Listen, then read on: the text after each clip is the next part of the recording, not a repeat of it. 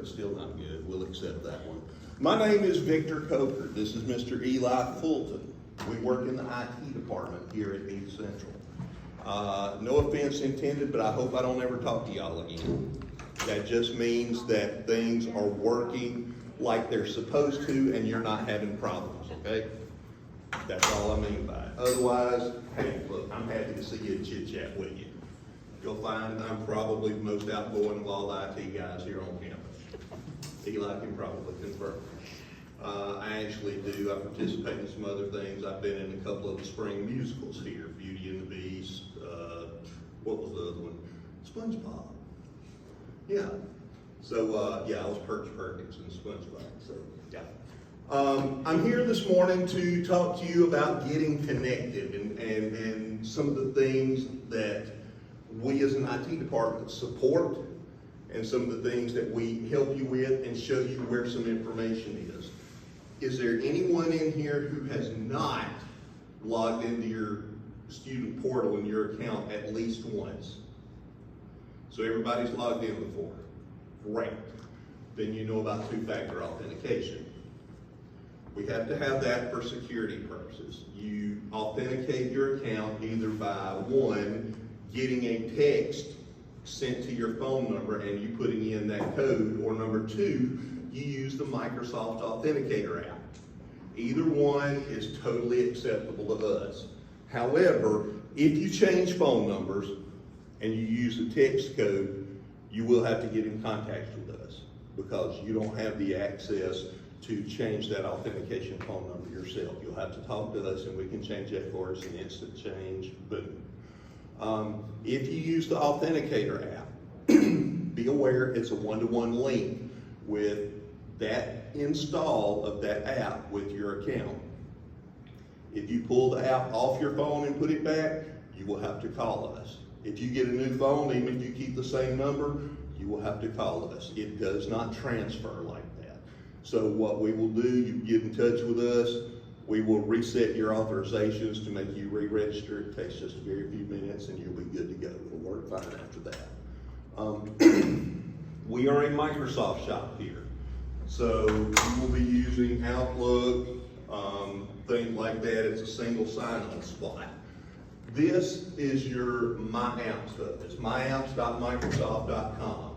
You go here, you log in, and this is a single sign-on spot. You only have to log in this one spot.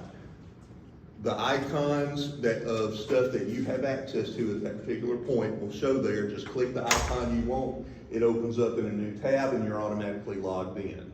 You go here, you need to get to Canvas, click it, boom. It opens up, there's all your courses and stuff like that. You need to see your email, click Outlook, boom. It opens up and there you go. We tend to try and get students to use this because it is a single sign-on spot. Otherwise, if you open up Canvas, you're gonna have to log into it here. If you open up Outlook over here, you're gonna have to log into it here. It just saves y'all some time. It's a little easier for y'all. As far as My EC goes, there's a few things on there that I wanna show you where it is. When you originally log in as a student, you will be defaulted to the student tab.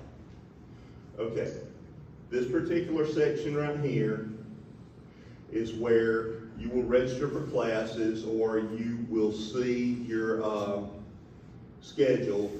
Notice mine says schedule not available right here, but if you need to view or print your schedule so you can have a hard copy in your hand when you start traveling around class when you don't know where all the buildings are, and you stop to ask somebody for help. I need to know where Cross 112 is. Okay, it just happens to be where y'all are right now, but they can tell you. You can view or print it right there. We don't like people to have to do this because it's a pain in the tail sometimes, but sometimes people have to withdraw from a class. It may be due to personal reasons. It may be due to a conflict with your schedule outside of here. Maybe something comes up and you're involved in a sport and it's going to be practicing and meeting that time every day, so you need to get moved to a different one. On your student tab down here on the right, there's a withdrawal form. You click that, it opens up. It will have your name and stuff on it, and it will give you a drop down where you select the classes or classes that you need to drop, and it only will pull up the ones that you are currently enrolled in. So when you hit submit on that, it sends an email out. It should give you an email, and it will send an email to your instructor and the people that need to actually withdraw you from the class. Up here, you will see your advisor information. You will have a staff advisor, and you will have a faculty advisor. Your first point of contact for those should probably be your faculty advisor. They're the ones that are more in line with whatever course or concentration or major that you have. They're the ones that are down in the trenches with you. Your staff advisor is a much higher level, and they have the ability to do some different things, but it will list their name, their office location, their phone number. You can get in touch with them. Occasionally you will have a hold on your account. Maybe not, maybe you do. Maybe this coming fall, your final high school transcript hadn't hit our admissions department yet, so they will put a records hold on your account, and you will see it right there on the top of the screen. If you owe a balance to East Central, the business office may put a business office hold on your account. If you see a hold in that particular area right there, you need to get those taken care of as soon as you can. A hold on your account can keep you from registering for future classes. It can keep you from graduating if you have not at least made some kind of arrangements for it. Okay, so if you see any holes there, make sure you take care of them. If you happen to have a balance due or whatever, there is a place right here. You can pay your bill there. Over here on charges and fees, there is a pay now button there also. When you click it, you get a screen like this. Notice it has a username and password. Please ignore those. They do not work. Click the button down here at the bottom where it says sign in with that eccc.edu. It uses that same single sign-on as the other, and it will put you right in there. You may not know about it, but you may be getting into the nursing program, and you have to take the HESI test.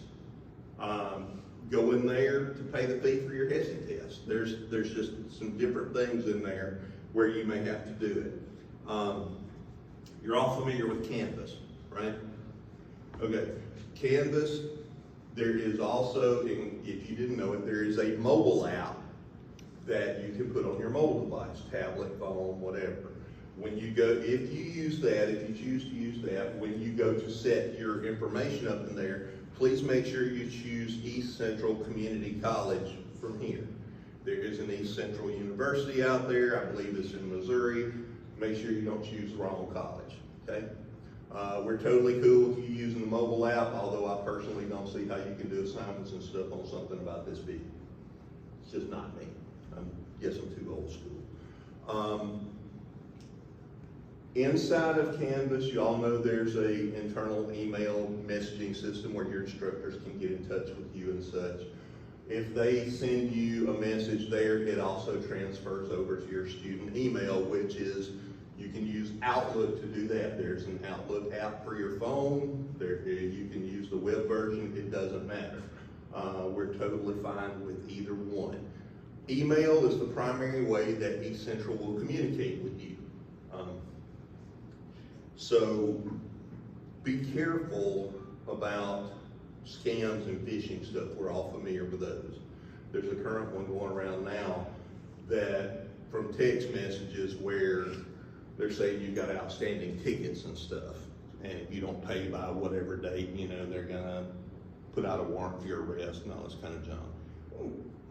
East Central will text you sometimes about some things. We will email you about things, but we will never ask you for your login or your account information, never. If I need to get into your account for some reason, I'll get into your account. It's not that hard for us. We have access to that. So we won't have to ask you for any of that. If you have any questions about a text or about email that you get like that, please ask. And in order to contact us, We have an email address called ithelpdesk@eccc.edu. I see you shaking your head. You probably already used us before. Did we get back to you real quick? Awesome. Hello. Eli and I handle just about every student ticket that comes in. If you send an email to the IT help desk, it automatically creates a ticket in our support ticket system. We handle those. If you get a funky email that you're not sure about, forward the email. Don't copy it, don't screenshot it. Forward the whole email to us and say, hey, is this legit? We will let you know. We have a satisfied customer right here. IT is a customer service organization. That sounds kind of funny, but it's true. All of our customers are students and faculty here at the school. We are an organization that helps everybody in some shape, form, or fashion. And that's what we do, and we're happy to do that. We have no problem helping you at all. If you have any questions with those scam or phishing emails, let us know. Occasionally, you will have to log into a computer here on campus. This is just a little bit different. When you log into the actual computer, you will use your ID number and not your email address. It's just the difference in logging into, in computer terminology, domain here on campus rather than through the internet. But once you get logged into the computer itself, when you open up your web browser to get into your campus or whatever else, you'll use your email address just like normal, okay? If you do send us a help desk request, please include at least your ID number or your student email address and your real name, okay? Because some young man emails us and the ticket comes in from littletimmy07@gmail.com, okay? All right, so you know when you set up your personal email addresses like that, you can put whatever name you want to in them. So he put Little Timmy, okay? In our system, when he put in his application, he didn't put littletimmy07@gmail.com on his application for admission here. So we don't know that his name's actually James Timothy. So when we go looking for Little Timothy, we don't have no clue who Little Timothy is because we can't track down that email address. We don't have it. We don't have a last name, and Timmy is not even his first name. So please, give us some identifying information. It helps us help you faster, okay? You have already, I think probably everybody downloaded and put the Transact eAccounts app on your phone. Okay, a little bit of information about that. East Central Community College is the first community college or first college in the state to go to mobile credentials. Your ID card will be on your phone. You won't get a printed one anymore. You download that eAccounts app. You need to upload two things on it. One is a picture of your driver's license, an official government ID, and the other is a selfie. Now, about the selfies, they need to be, number one, against a plain background, well lighted, front facing, not sideways like a mugshot. Okay, girls, none of this. Guys, no flexing. Make sure you wear decent normal clothes, no vulgar sayings, anything like that. Once your photo gets uploaded, it has to be manually approved. They look at the selfie that you upload versus your official government ID to make sure you're who you say you are, because we have had people in the past try to upload pictures that were not them. Okay, so we use those to make sure that you are. Once we approve your photos, in 24 hours, you'll be able to log back into the eAccounts app and you'll see where it says download to wallet. At that point, you download it from that, it puts it in the wallet on your phone, and you got it wherever you go. You go to the cafeteria to eat, slide your phone over the scanner in there, boom. It's just like the ID cards that they do now, but it'll be on your phone. It'll work over in the bookstore with things. It will work all over campuses for any of you ladies that may be in the dorm. That's what will work to get you in your dorm also, because the girls' dorms are carded. Anybody got any questions at all? Outstanding. That means I haven't been too obtuse this morning. So thank y'all again for coming. I know there's a lot of information being thrown at y'all today. You are more than welcome to get in touch with us anytime if you need to physically come see us. We are in Vincent over here, the first building on the corner, right across the hall from the business office. Okay? Thank y'all for coming.